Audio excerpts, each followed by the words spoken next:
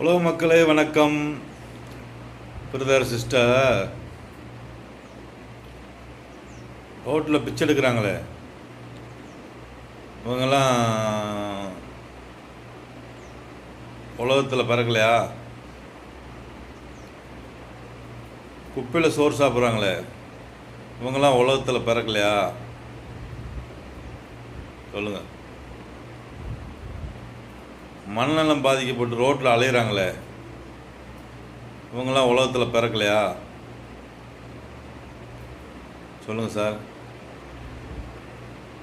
General ஜெயிலில் வாழ்கிறாங்களே இவங்கெல்லாம் உலகத்தில் பிறக்கலையா?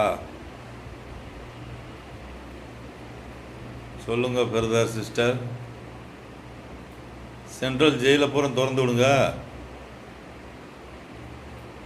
எதுக்கு அவங்க குடும்பத்தை பூரா அழிச்சு வச்சுருக்கீங்க?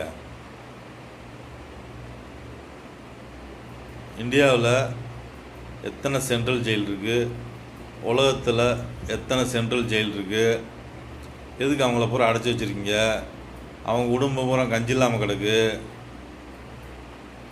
அவங்க வேலை செஞ்சால் தானே கஞ்சி குடிக்க முடியும். சொல்லுங்கள் சார்.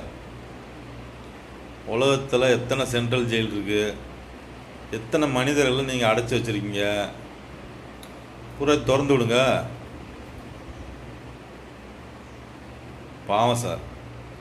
அவங்க குடும்பம் பூரா சோறு இல்லாமல் இருக்குது, கடனில் இருக்குது, கஷ்டத்தில் இருக்குது, நஷ்டத்தில் இருக்குது, நோயில் இருக்குது, தண்ணி இல்லாமல் இருக்குது, வாங்கின கடனை வட்டி கொடுக்க முடியாமல் இருக்குது. சென்ட்ரல் ஜெயிலில் இருக்க மக்களை அப்புறம் திறந்து விடுங்க சார். பாவம் இல்லையா? உலக மக்களே, எதுக்கு சென்ட்ரல் ஜெயில் கட்டி வச்சுருக்கீங்க? கடவுள் மாதிரி முதலமைச்சர், கடவுள் முதலமைச்சர், கடவுள் பிரதமர் இருக்கும்போது எதுக்கு சார் சென்ட்ரல் ஜெயிலில் கட்டி இத்தனை குடும்பத்தை அழிக்கிறீங்க? பூரா திறந்து விடுங்க சார். அவங்க குடும்பம் சந்தோஷமாக இருக்கா, கஷ்டத்தில் இருக்கா? எதுக்கு பிடிச்சி அடைச்சி வச்சுருக்கீங்க? பூரா தொழில் செஞ்சவங்க தானே, எல்லாருமே வகுத்து பசிக்காக உழைச்சவங்க தானே. எல்லா பேரும் உலகத்தில் பிறந்தவங்க தானே. இப்போ திறந்து விடுங்க. எத்தனை பேர் இருக்காங்க? எத்தனை குடும்பத்தை அழைச்சி வச்சுருக்கீங்க நீங்கள்?